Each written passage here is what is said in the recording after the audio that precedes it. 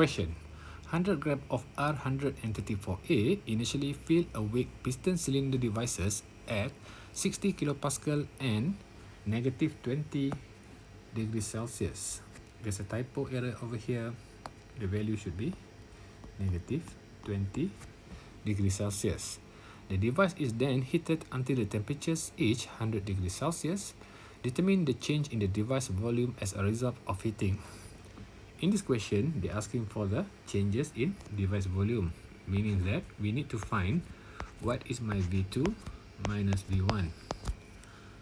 So, as usual, I'm going to start to answer this question by draw a diagrams. So, initially,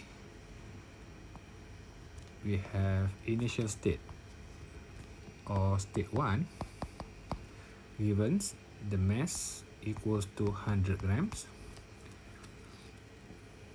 temperatures of negative 20 and pressure of 60 kilopascal, and then it's gone through a heating process until it reached state 2, and then state 2 here, P here is going to be the same pressure, and then the new temperature is going to be 100 degrees Celsius. Because it doesn't mention in the questions that this process is, so we can conclude that this process is a constant pressure process.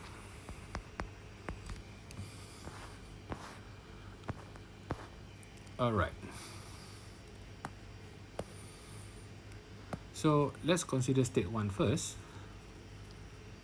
So from the state 1 here, I already got two properties so that I can straight away determine the other properties, for example, the specific volume and etc. So because in the state 1 here, we already given temperatures of negative 20 and then pressure of 60 kilopascal. Because we already got two properties, therefore we can use steam table to find the required information. And again, in this question, the working fluid are refrigerants. Therefore, I have to use table A11 or A12 or A13. So let's take a look at the table A11.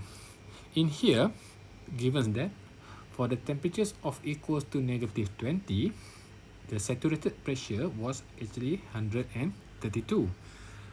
But then, in our questions given, for the temperatures of negative 20, the pressure was actually 60 kilopascal. Therefore, we can say that it is not in the saturated liquid vapor phase, but it is in superheated region. So I have to use table A13. So I have to scroll to the table A13 and then pressure given equals to 60 kilopascal. To convert to megapascal, I have to divide by 1000, so I'm going to get equals to 0.06 megapascal. 0.06 megapascal, it should be these boxes.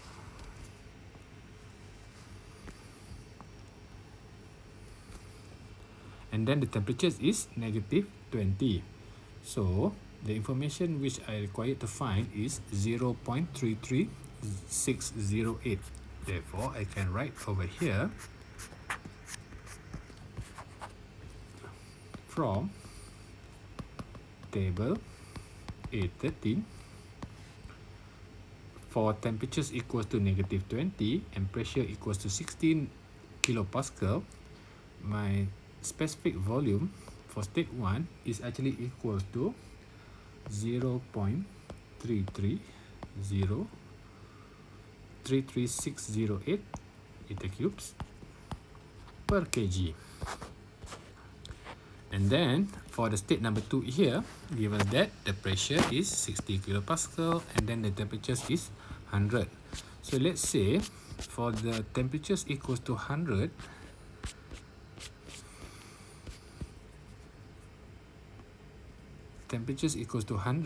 my saturated pressure should be 3,975. But then, given in the equation, my pressure was actually only 60 kilopascal. Therefore, state 2 also is going to be superheated. And then the pressure are 60 kilopascal or 0.06 megapascal, and then temperatures of 100.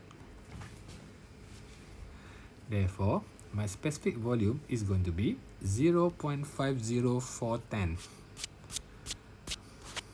So, I can say that, therefore, for state 2, it is also superheated region. From table A13, for pressure equals to 60 kilopascal and temperatures of 100, the specific volume is going to be 0.50410 meter cube per kg. But then, going back to the question here, see, what we want here is actually volume at the point 2 minus volume at the state 1.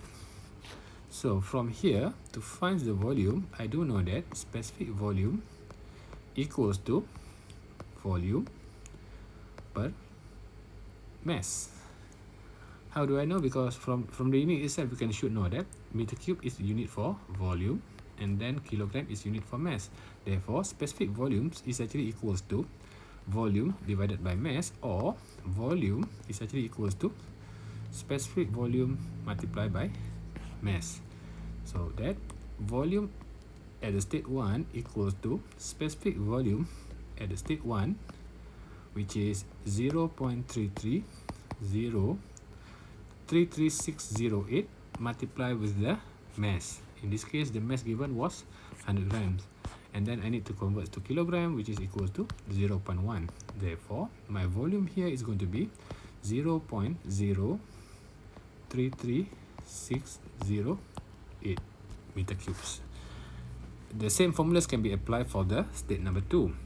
I will say that volume for state 2 equals to specific volume state 2 multiplied with the mass. The mass is going to be constant because it was a closed system. Therefore, it's going to be 0.50410 multiplied with the 0.1 kg, so that I can cancel out the unit kg here. It's going to be 0.050410 meter power of 3. And then I will say that V2 minus V1 equals to 0.050410 minus 0.033608 equals to 0.0168 meter to power of 3. So this is my answer. Alright, now let's move on to the question number 2. A rigid vessel contains 8 kg of refrigerants 134A at 500 kilopascal and 120 degrees Celsius. Determine the volume of the vessel and the total internal energy. So I'm going to show you. This one is not involving two different states, only one state. This one is going to be state 1. And then given that the pressure equals to 500 kilopascal and then temperatures equals to 120 degrees Celsius. Question asking for what is the volume of the vessel and then what is the total internal energy. So, and again, this one they are using refrigerants R134A, therefore the working fluid, therefore we have to use table A11 or A12 or A13. So let's take a look at for the pressure equals to 500.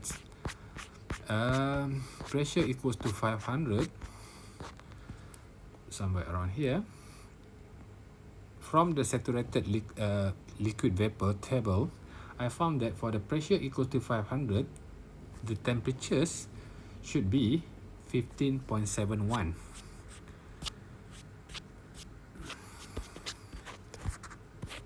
So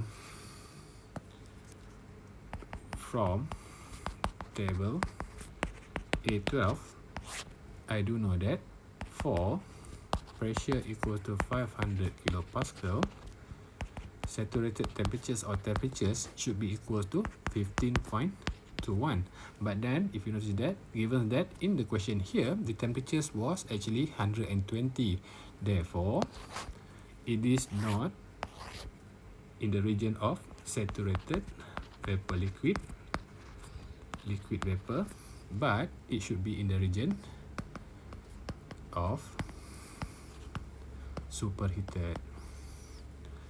So I need to use the table A13 because this condition of my thermodynamic system was actually in the superheated region.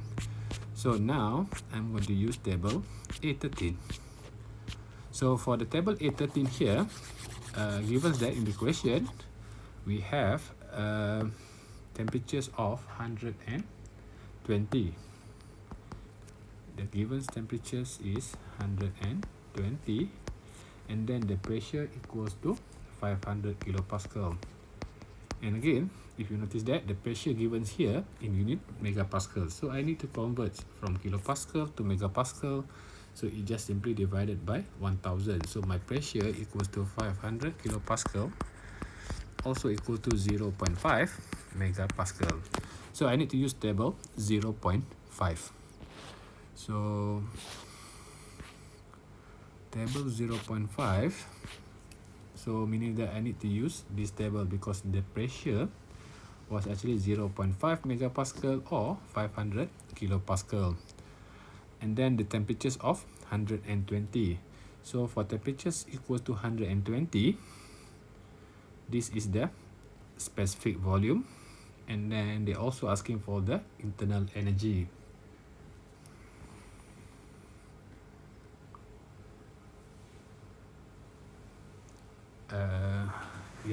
Internal energy. So I'm going to record the result here, and then I'm going to put it over here. So for the pressure equals to 500 kilopascal and temperatures of 120 degrees Celsius, my specific volume was actually equals to 0.061687 meter cubes per kg, and then my internal energy is going to be 329.91 kilojoule per kg. And then the question is actually asking for the volume of the vessel, not specific volume, but volume of the vessel, which is V, and then the total internal energy. This one is total internal energy is actually going to be U. So now, if I'm going to calculate for the volume of the vessel, volumes equal to, same as before, specific volume multiplied by mass. So now I have specific volume of 0.061687 meter to power of 3 per kg multiplied with the mass, which is 8 kg. So I can cancel out the kg here. So now I have the volume of 0.494 meter cube. If you notice that, just like previous example, the unit given was in grams. But then here, if you notice that the unit for the specific volume was meter cube per kg. So I have to make sure that the unit are consistent. For example, here if the unit are grams, I need to convert to kilogram so that I can cancel out. Otherwise, I'm going to end up with the meter cubes grams over kilogram, which is not very nice. Therefore, we have to make sure that our unit are consistent. So this is the answer for the volume. And then for the total internal energy, U, is actually equals to M mass multiplied by U. Mass is actually 8 kilogram. And then internal energy obtained from the steam table given 329.91 kilojoule per kg. So both are having unit kg. I can cancel out the kg. So now I have the internal energy of 2639 kilojoule. So this is my answer for the second part of the question. So now I'm going to move into the third part of the question. This one a little bit tricky. A piston cylinder devices contain 0.85 kilogram of refrigerants. So, and again, the working fluid here is a refrigerants.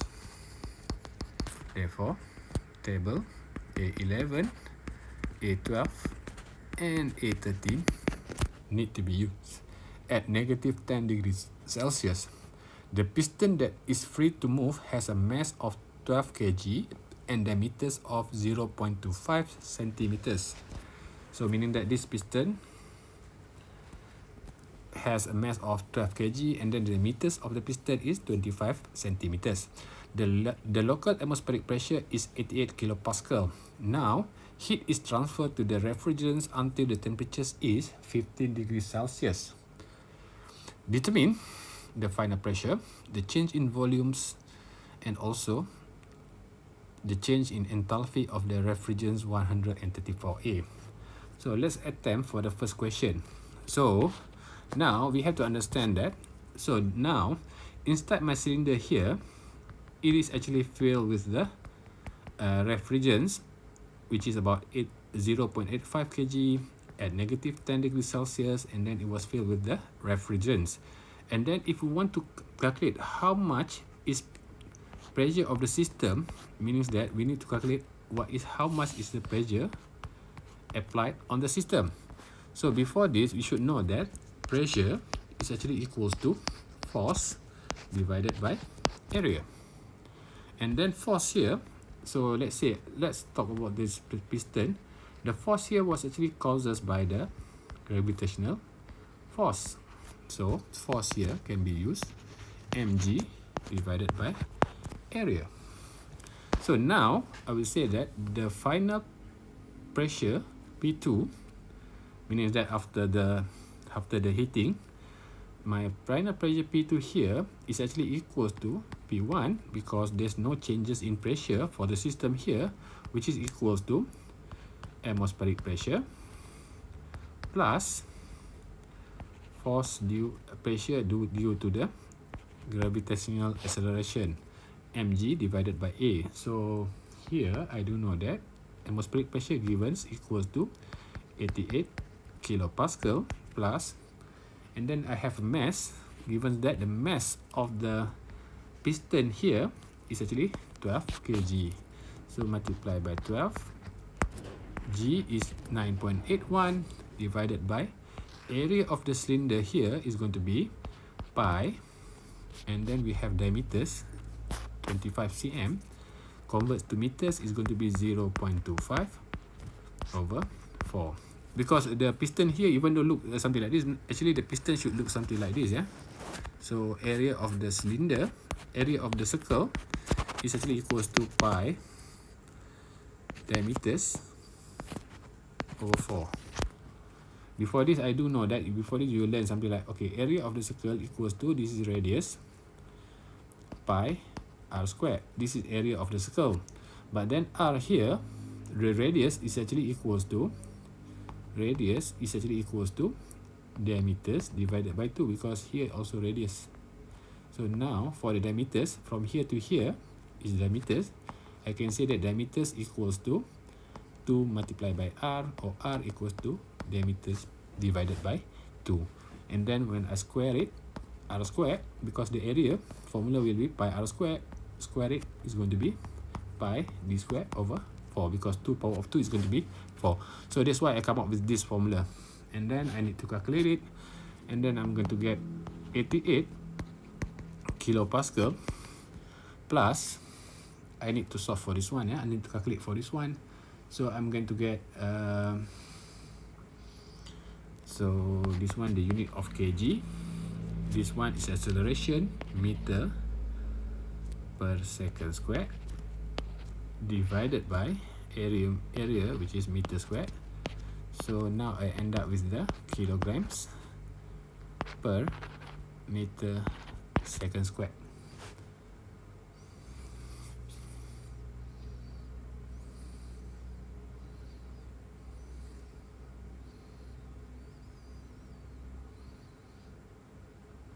Or this one is going to be kilogram per meter second squared is actually equals to Pascal. So this one is going to be 200. 2040 Pascal. So I need to convert to kilopascal. Is going to be 88 kilopascal plus 2.04 kilopascal, because I need to make sure that my units are consistent, and then I'm going to end up with the 90 kilopascal. So 90.4 kilopascal. So this is my answer. This one is just the application whatever you have learned during your matrix or form 6, yeah, means that we have to know that what does the pressure of the system mean. So usually the pressure of the system actually was caused by the atmospheric together with the gravitational acceleration due to the weight of the piston over here. So this one is just application of what we have learned before, meaning that if in order for us to determine the pressure, this is how we can use the method to find the pressure. Alright, let's move on to the second part of the question, because the first part has already been solved. And then the question asking for what is the change of the volume of the cylinder. So this one, usually I will start with, I'm going to draw a diagram so that I can simplify the information given in the form of diagrams. So now, initially I have temperatures of negative 10 degrees Celsius, and then the pressure equals to 90.4 kilopascal, and then now for the second state here, I'm still going to have the same pressure, so my P2 equals to 19.4, and then I have temperatures T2 equals to 15 degrees Celsius.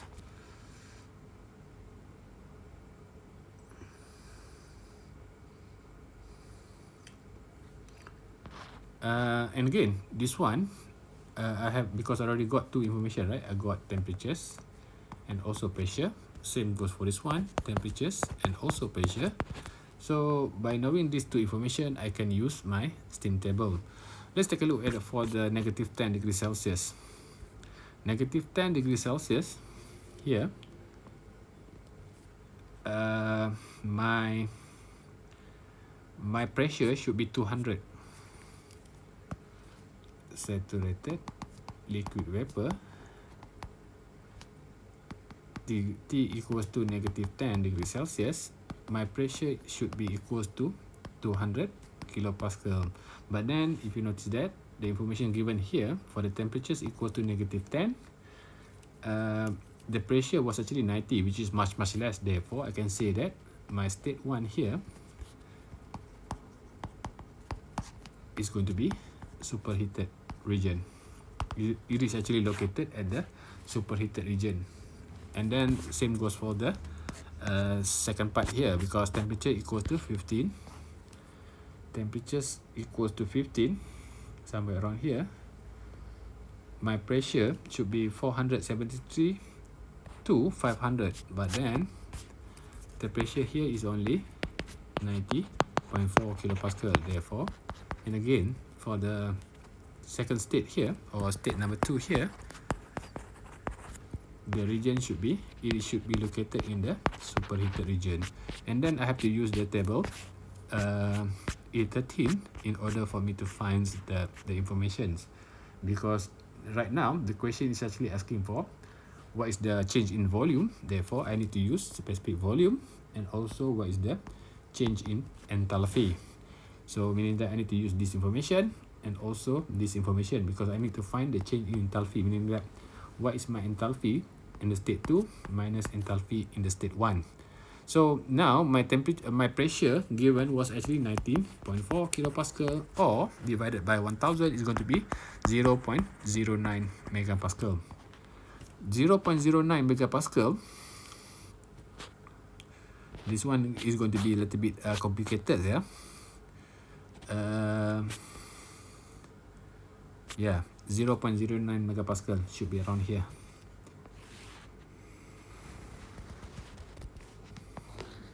And then I have temperatures of, initially I have temperatures of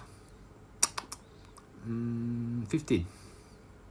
Nope, initially I have temperatures of, I cannot remember. Initially my conditions are actually in the -10, and then second one is going to be 15. So -10, oh,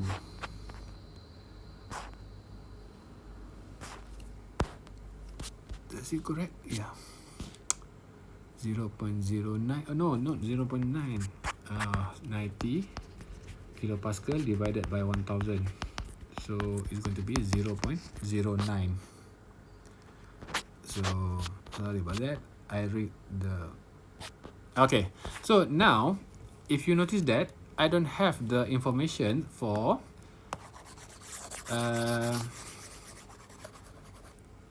I don't have the information for 0.09, because my pressure, if you still remember that, the pressure was actually given equals to 19.4 kilopascal, or converted to megapascal is actually equal to 0.09 megapascal. But then I only have information on 0.06 and also 0.1. So that's why I said that this question is going to be a little bit complicated, yeah. But then this question is not suitable for us to ask you during the final, because otherwise it's going to be consuming a lot of time. But then, and again, this one you have to use the interpolation, because for example here I have pressure of 0.06, and then let's say I'm going to consider the temperatures of -10. Temperatures equals to -10.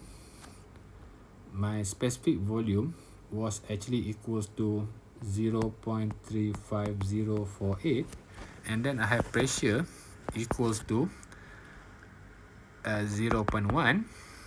My specific volume is going to be 0.20743, and then what I want here is pressure equal to 0.09, and then I want to find what is my specific volume. Therefore I have to use just like interpolation, just like before. So what I have to do here, this one minus this one, so meaning that 0.09 minus 0.06 divided by this one minus this one, 0.10 minus 0.06 equals to, so because I'm using this one, so I have to make sure that this one, which is x, minus this one minus 0.35048 divided by this one minus this one, so it's going to be 0.20743 minus 0.35048. So, and again, this one is just interpolation. Why? Because my answer is actually located somewhere around here. My pressure equal to 0.09. Therefore I have to use the, before this we are using table up and down, right? Meaning that here and here, and then we want to find the answer in between these two. But then this time it's actually located in between these two columns. Therefore I have to use interpolation, but then I have to use it slightly different. So it's a good knowledge for us how to apply this one, but then this one for me is a little bit too complicated for you for us to ask you during the test or the final, because this interpolation only solve for specific volume, right? And then if you remember that this question only solve for specific volume, but then if you remember that the question also asking for the enthalpy, and then for the enthalpy you have to use this column and this column, and then do the another interpolation. That's why I say that this question a little bit too complicated. But then it's learning is not just whatever going to be asked in the test or finals, yeah, because learning should be continuous. All right, I think that's all for this question, and then for the next video I'm going to discuss a couple of example of question, but then this time I'm going to use water as my working fluids.